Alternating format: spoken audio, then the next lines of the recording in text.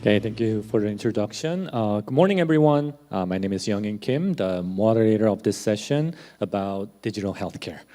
So I'm the founder and CEO of wellness curation startup Gajirep. And before founding Gajirep, I used to work for a global healthcare company called Noom for 7 years as medical director and took care of Korea and Japan office. So before we jump into our panel discussion, I would like to introduce our panelists today. The first panelist is Dr. Seongji Sean Kang, the founder and CEO of Wealth, a digital therapeutics startup. And our second panelist, Dr. Monika Mehta, co-founder and CEO of Zealth. So let me ask our panelists to introduce themselves and their startups. And so Sean, would you like to start?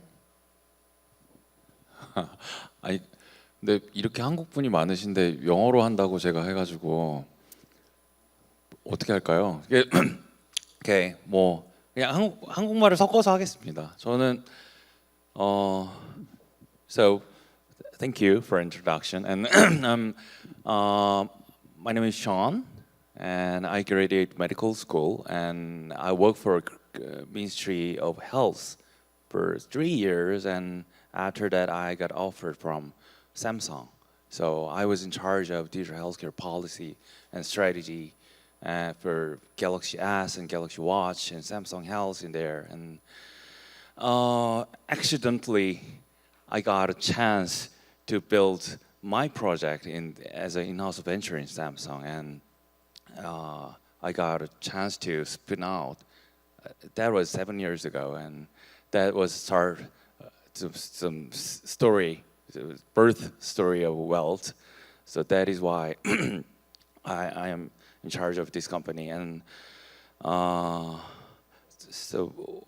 this is 7th year, and we start to develop the digital therapeutics after making a regulation from MFDS, which is Korean FDA, and we got approval from KFDA last April, and we are paving the road to get reimbursement and some globalization to be a digital pharmaceutical company. 그래서 디지털 제약회사가 된다는 생각으로 지금 회사를 이끌고 있습니다. 감사합니다. Okay, thank you so much. And I think everyone would know that it's not about his English ability, but due to the delicacy of the matter about regulation, he might switch on and off English and Korean and so on. Okay, let's move on to our next panelist. Monika, do you mind introducing yourself and your company? Sure. Hi everyone, I'm Monika. It's my first time here, especially for this. I'm very excited, so thank you for having me. As my personal background, I'm originally come from India, and I'm based in Singapore for last 10 years now. I did my PhD in medicine, and after that I worked in Singapore in Health and then a pharma company, majorly doing cancer drugs and autoimmune diseases. In 2019, I lost my aunt to cancer, and it wasn't really like cancer. There were a lot of other gaps which I first-handedly saw as a caregiver, majorly revolving around not getting the care that a patient deserves, especially when the patient is outside the hospital. Because as a chronic patient, you would be spending a lot of time like outside hospital. You don't really have that awareness how to handle certain symptoms, when to take the action, what medicine to take. The time that you get with a doctor is not really enough. So I kind of left my job and joined an accelerator firm with this vision that, okay, we want to solve this. It's been 3 years now, a lot of ups and downs, going well. It's always like, this is never always well, but it's always like, as long as you keep moving. So, so that's how we founded Zealth. What exactly we are trying to solve through Zealth is, we are helping hospitals, automate their outpatient care, which means once the patient leaves the hospital, how can hospitals keep track of what is happening to the patient once the patient is at home? So we do it using remote monitoring and couple of AI algorithms. And it helps patient also get that peace of mind because they are always connected with the doctor. They get the care that they need, and it reduces burdens for the hospitals as well. So that's what we are essentially doing at Zealth. Okay, thank you so much. And also, Zealth got the investment from very famous global accelerator called YC. So I think they kind of recognized their potentials as well. Okay, before we jump into the questions, let me provide a little bit more of a background of this panel discussion. In this session, we're going to navigate what kind of innovation is happening in the digital healthcare field, especially focusing on the experience of our two panelists. One is digital therapeutics, and another one is about monitoring patient and outpatient care services. And also, we would like to talk about regulation, which is very important regarding the characteristics of the healthcare industry, and what are the ways to set the healthy boundary between innovation and regulation. So let me start with the first question to both of our panelists. The first question would be, can you tell us which field of healthcare you're innovating in, and what are the biggest challenges your company is facing at the moment? Sean, do you like to start? 이제 한국말로 할게요. 가장 큰 챌린지는 어떻게 빠르게 변화하는 플렉서블한 물성이 다른 헬스케어 제품을 우리가 세이프티, 에피커시, 코스트 에피션시 이런 것들을 산정해낼 수 있느냐, 관리해낼 수 있느냐인 것 같아요. 지금 사실 약도 데이터거든요. 임상시험 데이터가 저장되어 있는 밀가루가 약입니다. 그래서 그 데이터를 몸에 입력했을 때 치료라는 효과가 발현되는 것이 사실은 약이 본질이거든요. 근데 그 데이터가 사실은 굳어 있었죠. 근데 그 데이터가 디지털로 오면서 훨씬 더 유동적으로 바뀌는 디지털 헬스케어라는 것은 그런 개념일 수 있는데, 기존의 틀로서 그것들을 담아내는 그 트랜지션의 과정, AI도 그 중에 하나의 요소일 겁니다 아마.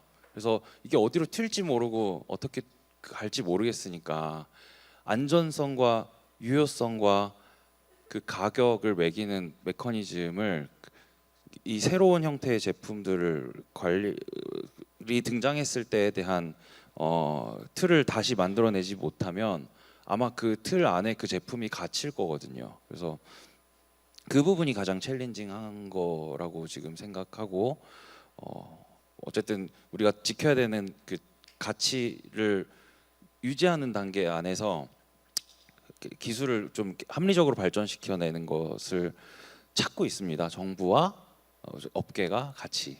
네. Yeah, I think Sean already have mentioned. I think it's really important for the role of the government and role of the private sector, because innovation doesn't just happen, based on the sole action of the startups, but the regulation and regulatory entities should work together to build up this new change. And I think Wealth already have survived more than 7 years adapting to the new environment, time to time. So I highly assume that he's gonna continue his innovation as well. Let's move on to Monika. Sure. So the biggest challenge, of course, there are a couple of challenges. Biggest challenge, I would say, would be the business model, because companies in digital therapeutics or digital health always face this challenge: who pays? You're essentially helping with better patient outcomes, but patients generally would not pay, and they shouldn't be paying. Doctors would not pay. It's who are you benefiting the most? And it's generally like the first thing which every startup would be asking: whose problem are you solving? But when it comes to healthcare, it's like so complicated. Patient is at the center. You have different stakeholders around. You have hospitals, doctors, insurance, pharma. Everybody is getting benefited in some way or the other, but who pays still remains the most biggest challenge, I would say. Like, I can't emphasize enough on that. So that, I would say, one major challenge. And the way to solve it is, when we started up, I used to feel that US has solved it, but recently with all the things that have been happening in digital healthcare space in US, feels like even US hasn't solved it yet.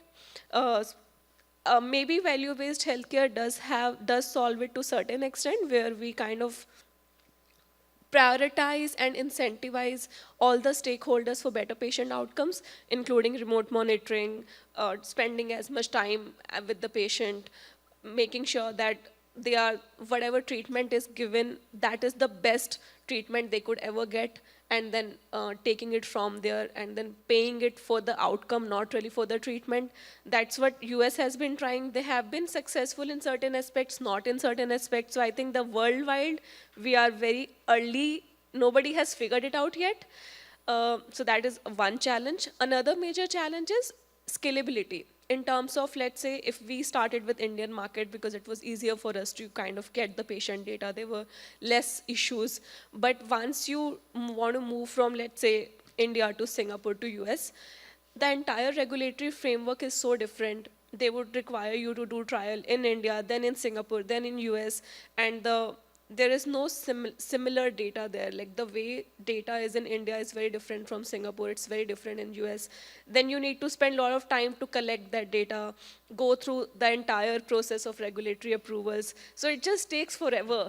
Like that's what I feel, that there's always a challenge in business model and scalability. Those two are the major challenges we face.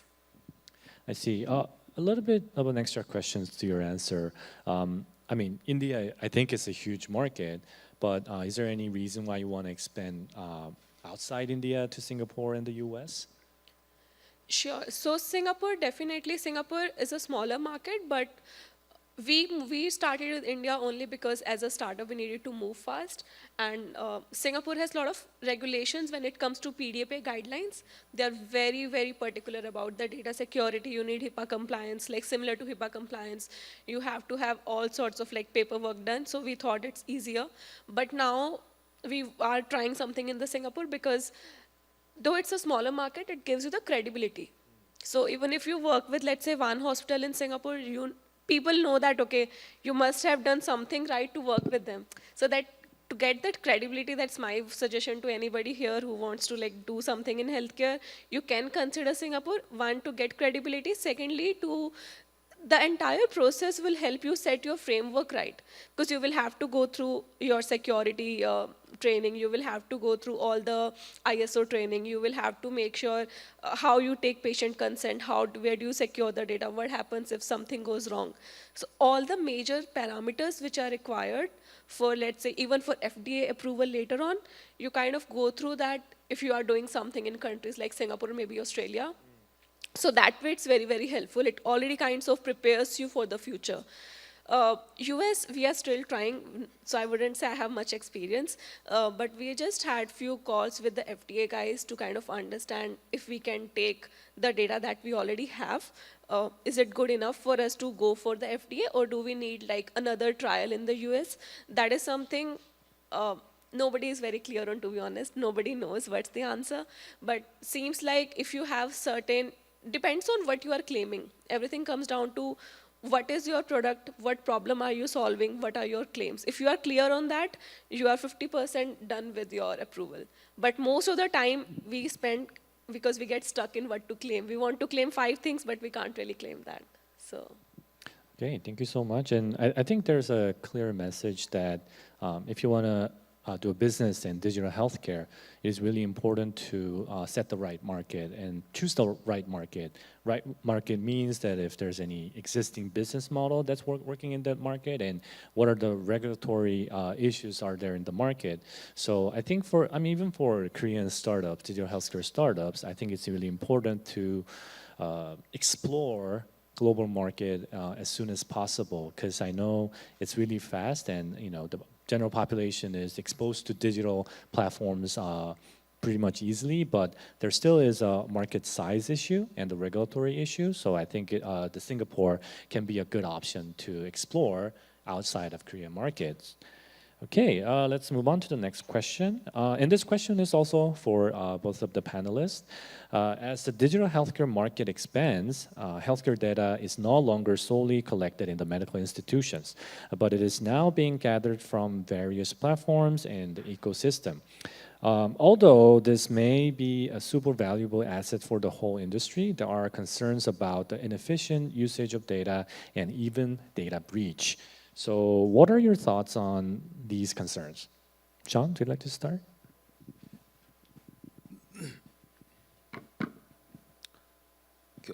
결국은 마이 데이터가 방법일 것 같습니다. 이 개인이 데이터의 활용에 대한 책임을 지고 그것을 운영할 수 있는 인프라는 이미 깔려 있기 때문에 사실은 개인 정보를 쪼개놓는 효과가 있을 거거든요.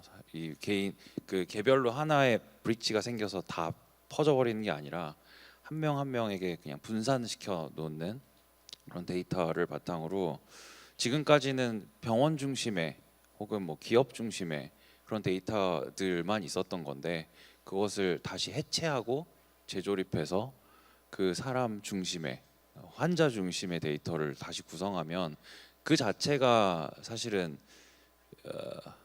임상적 가치를 훨씬 더 지니고요. 시계열적인 파악도 하기가 더 좋을 거고요.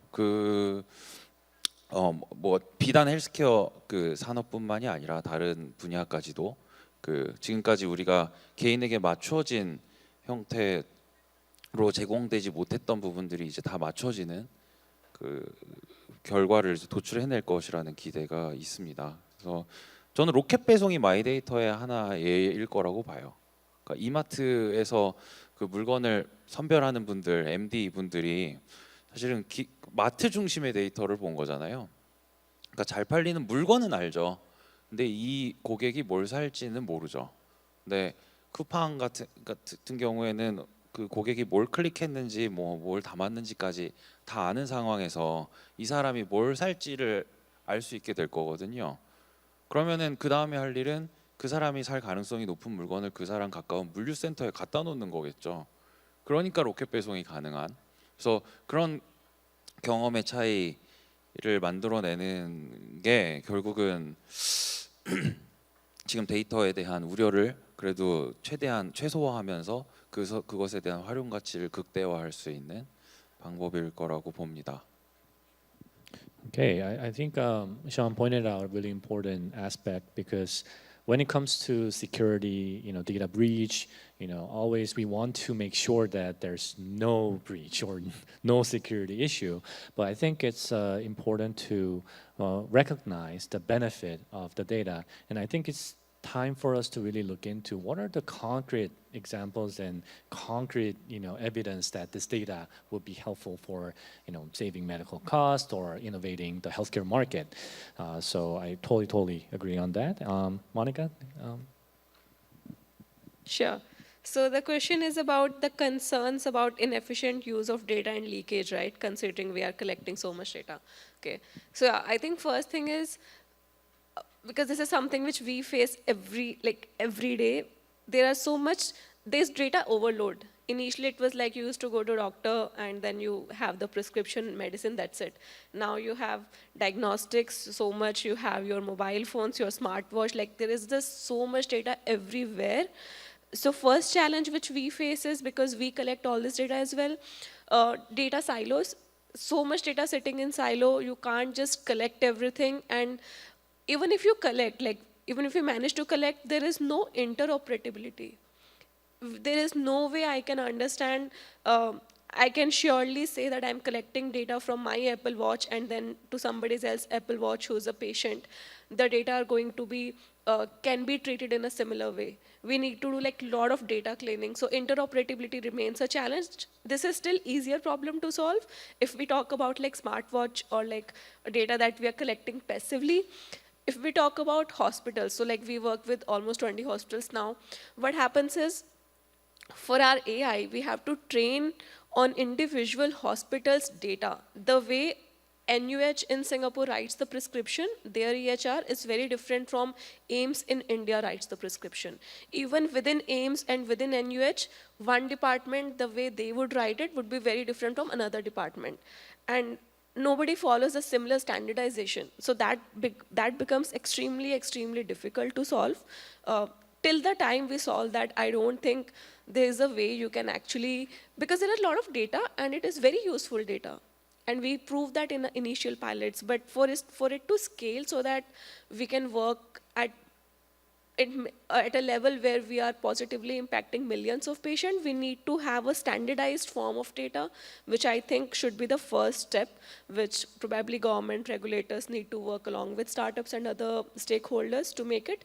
And in terms of the data leakage, yes, that again is a major challenge.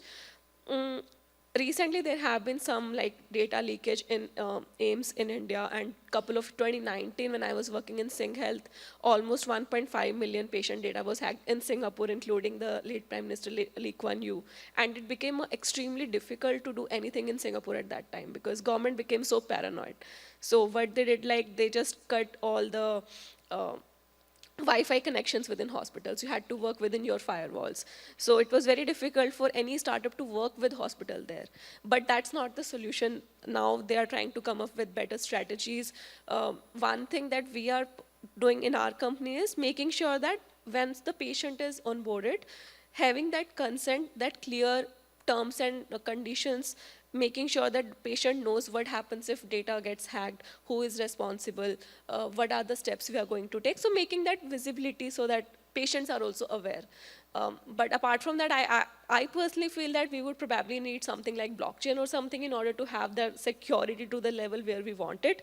But yeah, that I think will still remain a major challenge for quite some time, and especially now with all the AI and ChatGPT just going to increase. Data security, I think, is a major challenge. Yeah, I totally agree with you because not only about making the data safe, but also letting the patients understand how their data has been used and what are the measures that we, as data collectors, take to make it secure, and letting the patient and the users understand. I think it's really important, which would move on to the literacy issue that I'm going to ask later on. Okay.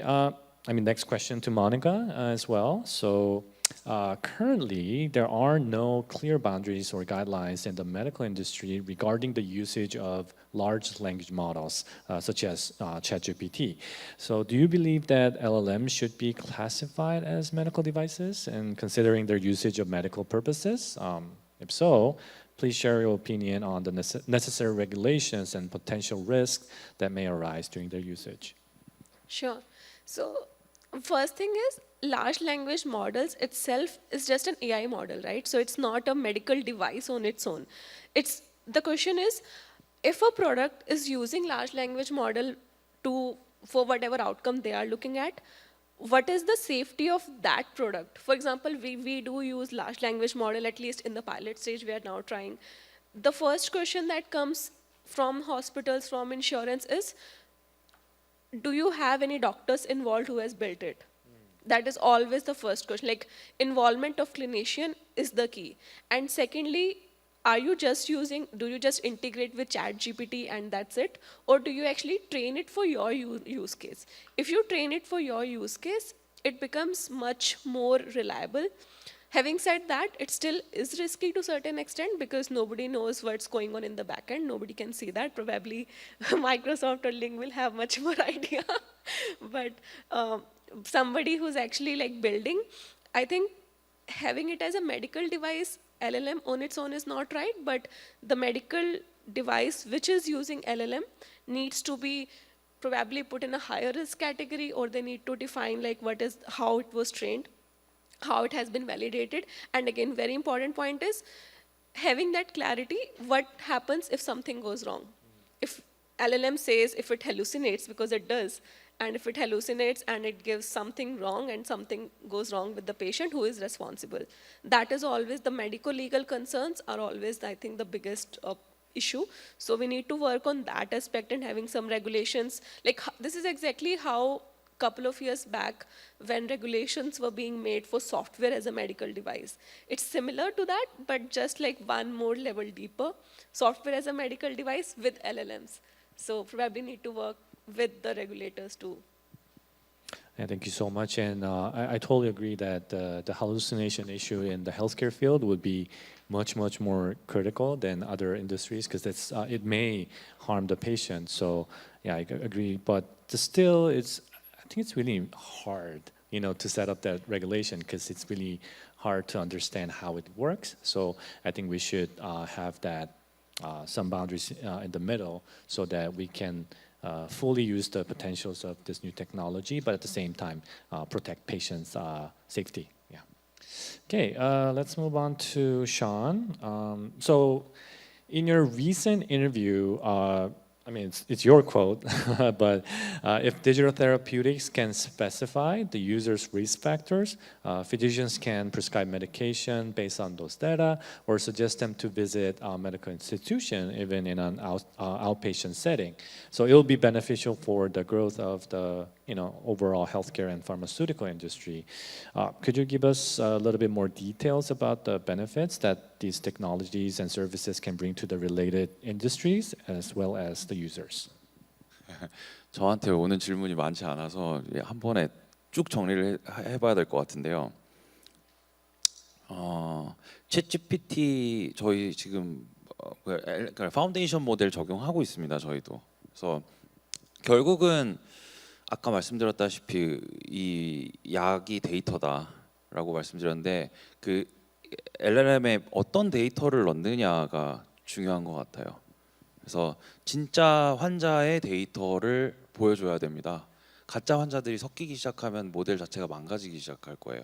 그래서 지금은 일반적인 그 페르소나 설정 정도 하고 그 안에 이제 보강학습 정도를 좀 시키고, 근데 저희가 이제 하려는 건 진짜 환자들의 데이터를, 그것도 날것의 데이터들, 실제로 웨어러블이나 이런 곳에서 우리가 생성하는 그 환자 중심의 데이터들을 학습시켜서 그 환자를 본 의사 같은 느낌을 주는 거고, 그 환자들을 모으면 그 몇만 명의 환자를 본 명의 같은 느낌의 그 존재를 만들어 보려고 하는 겁니다. 이게 그렇게 되면 사실 그 의료인이나 그것을 활용하는 환자나 사실 어떤 그 서비스의 분절 없이 연결성을 갖고 갈 수 있는 상황을 상상하는 거고요.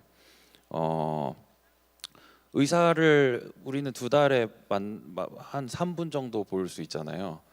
그 갭을 느낄 수 없게끔 만드는 게 아마 저희가 하려는 가장 이상적인 지점 중에 하나일 겁니다. 의사가 두 달에 한 번 보지만 마치 두 달 내내 같이 있는 것 같은 그런 느낌. 그렇게 되면 사실 선생님들이 약을 주실 때 어떻게 주시나요? 아침 저녁으로 한 알씩 드세요, 뭐 이렇게 하잖아요. 그러다가 관리가 안 되면은 두 달 뒤에 무슨 얘기 하나요? 한 알 늘려서 아침 점심 저녁으로 세 알 드시죠, 얘기합니다. 선생님 만나기 전에 내가 두 알 먹었고 선생님 만난 이후에 내가 세 알을 먹는 거가 나한테 맞춰진 겁니까? 아니죠. 네. 선생님을 만난 거잖아요. 나한테 맞춰진 치료가 아니었던 거예요, 사실은. 그래서 그 약을 먹는 방식이나 그 선생님이 그 솔루션을 같이 붙여주는 시작점은 컨트롤 해주셔야죠.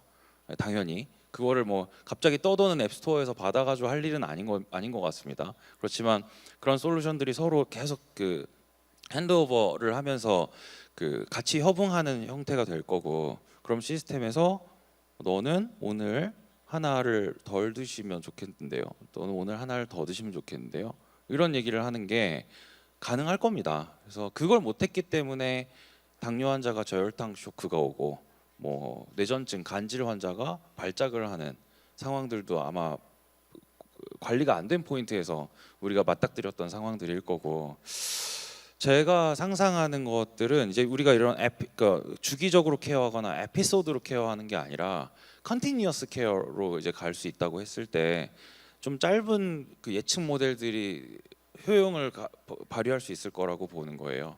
가장 그 극단적인 서비스로는 그 short-term prediction의 모델은 1시간 뒤에 심근경색이 올 가능성이 높으니 응급실로 가시라, 이런 얘기 나오는 거예요. 할 수 있어요, 충분히. 디지털 기술들을 잘 엮어서 데이터들을 잘 정제해내면 그런 판단들을 내릴 수 있는데, 그때 응급실로 가는 게 현재의 의료죠. 하지만 그 시나리오를 우리가 인지하고 있다면 응급실 가기 전에 아주 쇼렉팅 할 수 있는 그런 뭐 약 제제 같은 것들을 개발할 수 있는 개발 지점을 발견하는 거일 수도 있고요. 그냥 에피펜 같은 거 팍 꽂아서 뭐 이렇게 아나필락시스 같은 거 이렇게 눌러주듯이 심근경색이 왔어요, 올 것 같아요, 그러면 1시간 안에 작동할 수 있는 약을 개발하겠다, 라는 것도 가능할 거고요. 그래서 제약산업과의 어떤 공동적인 공동 프로젝트나 그거를 새롭게 이제 열어주는 그 기회들을 찾는 방식도 충분히 상상이 가능하다. 저희가 만드는 건 사실은 내비게이션일 것 같습니다. 그런 면에서 제약회사는 터널을 뚫는 느낌이고요. 의사는 운전대를 잡고 있는 사람이고요. 환자는 뒤에 탄 승객이거든요. 내비게이션이 없는 세상을 생각해 보신다면 사실 돌아가기 힘들지 않습니까? 근데 그 내비게이션이 처음에는 그렇게 현실을 잘 반영하지 못했거든요. 왜냐하면 지도에 있는 데이터만 갖고 왔으니까. 근데 그 지도에 없는 데이터들, 뭐 실시간 교통 정보나 이런 것들이 그 위에 오버레이 되면서 현실을 더 잘 반영하고 그것들을 연산해냈을 때 메타버스죠. 그래서 그 현실을 더 잘 설명해내는 설명력을 지니게 된 건데, 그것이 이제 디지털 헬스케어라는 디지털 테라피틱스라는 영역에서 우리가 완성시켜낼 수 있을 때 상상 가능한 시나리오일 것 같아요. 네, 이 정도 답변 드리면 될 것 같습니다.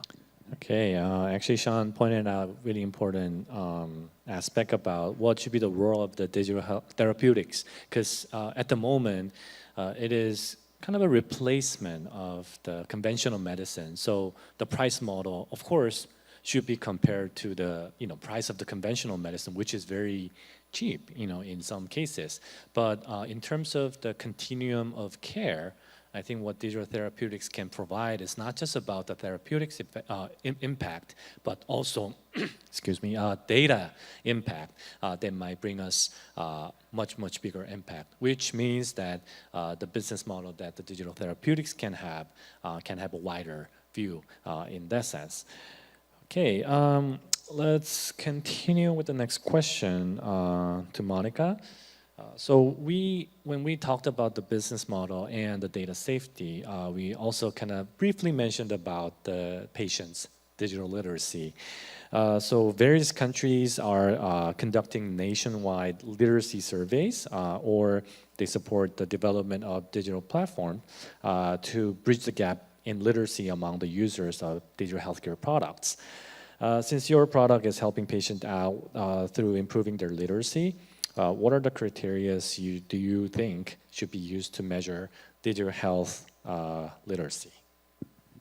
Sure. So I think the first and foremost point is adoption, right? So if we build something and if there is nobody using it, there's a big problem. And there can be multiple reasons. So when we talk about digital literacy, first and foremost important point is, are we just building another app which nobody wants to use? Or we have built something which is people want to use it, but maybe the usage is low because it's on a wrong platform. So when we started up, we built an app and then usage was low. We realized that, and this I'm talking about Indian market, people were very active on our WhatsApp chatbot, which only had 5% of the features which we had on app. But we can't force the user, right? We have to see what users are doing and make changes in our product. So we shifted everything, whatever we had on our app, to WhatsApp. And within 1 month of launch, our daily active user went from like 7% to 52%. And that was huge. And that gave us one learning that it's not that people don't want to use or people are not aware. You need to use a platform where there is lowest barrier to enter. So WhatsApp worked like magic for us. I don't know what works in Korea, maybe KakaoTalk, I don't know, I just heard about that. Maybe something like whatever works. It may be Messenger, it may be like in US, SMS, normal messaging, WhatsApp, Slack, whatever platform works. First thing, we need to use that what people are most comfortable using. Second comes the language, because like Korean, English, in India we had like 1,000 different languages. We have to give the user what they want in the most convenient manner to them. So when we build a multilingual system, that also increases your adoption. Now talking about the digital literacy, it's very important that we understand the awareness part. Literacy is not like can you read or write, but it's more about can a person uses the mobile phone. if we are providing something over WhatsApp, if we are providing you, let's say, healthcare over WhatsApp, can a 70-year-old person use it? And in India, we have worked with like many villages, many smaller towns, where even a 60-year-old could use WhatsApp. Even if not type, they will just send a voice message. So that also works for us. And our system is able to like generate the response and send it back. So that was a major learning that we felt initially that, we'll only focus on metro cities because that is where the educated and people are. But the requirement is not, of course, use case is much more severe in the places where you don't have that healthcare accessibility. And that is smaller towns, villages. So how do we build something which these people can use? So first point, as I mentioned, is the platform, your language, and third is awareness. You have to also create some awareness. In our case, we made use of doctors. If a doctor tells someone to use something, people were adopting it, like no questions asked, because the doctor I trust has told me to use it. So the trust matters a lot, and the trust in healthcare comes from the doctor. Because if doctor tells you, you use it. If doctor tells you not to use it, you don't use it. So that influencer is the doctor here. That also matters.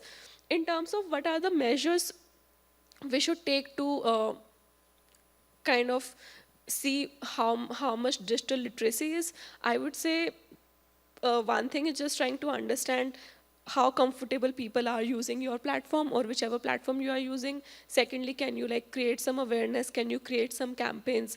Can you teach some people how to use it? Maybe you can do some camps. We have done some smaller camps. We have done some like camps along with diagnostic centers, camps along with some big corporates who go to villages and smaller towns and do some health testing. Along with them, we'll also like set up one screen where we'll show just like go to WhatsApp, do this, so that awareness becomes a major, I think, point. So literacy, digital literacy is essentially like, do they have access to internet, basic internet? Can they use your basic platform? And third, do they have basic awareness that they will use it? These three things are sorted, I think you are sorted.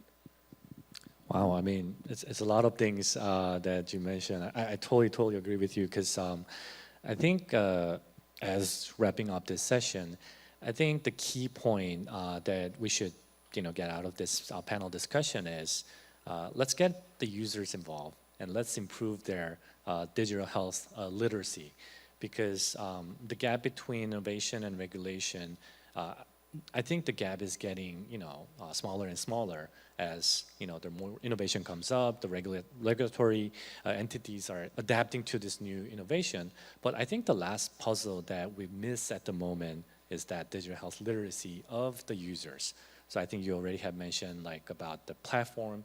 I mean, we don't have to build a new app to reach out to the users. We can use KakaoTalk, WhatsApp, existing convenient platform can be a good channel to provide the service. And at the same time, in terms of language and how personalized are we going to approach to the users, I think this is the part where the generative AI or the LLMs can get involved, because I mean, they write well and they speak well, and sometimes they lie, but still, if we can control that, it can be a good medium for the patient to understand their current status. And at the same time, I think it's not just about the industry itself, but it's in terms of the welfare perspective. Everyone has right to have an access to the digital healthcare platforms and digital therapeutics products. So I think taking care of those three aspects, I think is really important for our next step to the innovation of healthcare. Okay, I think our time is up, and thank you so much for our panelists. And okay, so anyone from the floor have any questions for our panelists today? 저기 삼성에서 그 방금 주신 아이디어가 굉장히 흥미로운데요. 예를 들어서 제가 이제 당뇨를 앓고 있다. 근데 이제 약에 대해서 이렇게 직접적으로 핸드폰을 제가 갤럭시폰을 가지고 있고 갤럭시 삼성 앱을 가지고 있으면 그 방금 말씀하신 그런 이노베이션한 그런 혁신이 언제쯤 실제로 소비자가 와닿게 이렇게 가능해질까요? 그게 언제쯤이라고 예측하고 계십니까? I think it's a question for, Sean.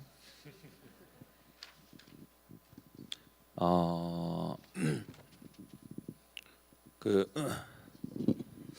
이미 기술들은 있는데 그것들이 잘 조합되어서 이제 우리가 쓸 수 있는 단계까지 오는 거를 쉽게 예단할 수는 없는데요. 그냥 저랑 같이 일하는 다른 멤버들이 이 업계에 있는 사람들이 조금 더 제대로 된 방향으로 열심히 노력한다면 5년에서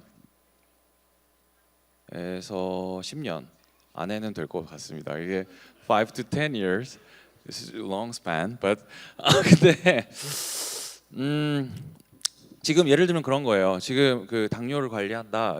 좀 있으면 이제 휴레이 포지티브의 최도하 대표님도 그 부분에 대해서 언급을 하실 수도 있는데 그냥 잘 먹고 뭐 식이 조절하고 약 잘 챙겨 드시고 정도가 우리 디지털헬스케어에서 우리 경험하는 기본적인 기능들일 거거든요. 근데 이제 연속 혈당 측정계 같은 것들은 이미 있습니다. 우리 뭐 프리스타일 리브레나 뭐 이런 것들 팔에 꽂고 다니는 거 그런 것들이 아까 내비게이션으로 비유한 실시간 교통 정보 같은 거예요. 실시간 혈당 정보죠. 쉽게 말하면. 근데 그런 정보들이 그 내분비내과 선생님들도 그것을 보고 진료를 해보신 경험이 많지 않을 겁니다. 근데 그렇게 컨티니어스 모니터링이 된다고 하는 전제하에 그 환자의 뭐 식습관이나 뭐 여러 가지들을 볼 수 있는 정보들이 마이데이터의 개념으로 추적이 되고 그것들을 볼 수 있게 되면 다른 환자들이 겪었던 경험들을 먼저 아른 환자들이 겪었던 경험들을 바로 뒤에 전파해 줄 수 있는 시스템이 되는 거거든요. 그러면 실제로 지금 IBM이랑 뭐 메드트로닉이랑 한 연구나 이런 것들 찾아보시면 나옵니다. 저혈당 예측하는 알고리즘이 있거든요. 근데 그게 이제 뭐 1시간에서 4시간 뒤에 저혈당이 옵니다라는 정도를 주는 메시지인데 데이터가 부족하고 아직 그 알고리즘 자체가 좀 베이그하기 때문에 그 프리딕션 모델 자체가 좀 성기일 뿐이지 사실은 그런 정보들을 조금 더 넓은 범위에서 진짜 환자들의 데이터를 실시간으로 계속 모니터링할 수 있는 방식으로 검증을 계속 해내면 이 기술 어떻게 검증할 거냐 저는 서베일런스라고 생각해요. 계속 검증하는 거예요. 계속 한 번의 실수가 있으면 그걸 빨리 찾아서 두 번의 실수를 만들어내지 않는 게 이 기술을 관리하면서 발전시키는 주요 레귤레이션의 그 포인트거든요. 그렇게 해야 되거든요. 그래서 그것들을 검증해서 저혈당 쇼크가 있으면 얘기하고 약을 바꿔야 되는서 그걸 막을 수 있다면 그날만큼은 약을 하나를 줄이고 뭐 이런 식으로 그 뭔가 최적화된 형태를 누릴 수 있는 그 당뇨의 진심인 회사들이 아마 해낼 거라고 생각합니다. 네. Okay, thanks for the good question and answer. And yeah, so that's going to be all of this panel discussion. Thank you, Monika, for coming to Korea. I hope you enjoy your time here in Korea. And yeah, let me hand over the mic to the announcer. Thank you very much.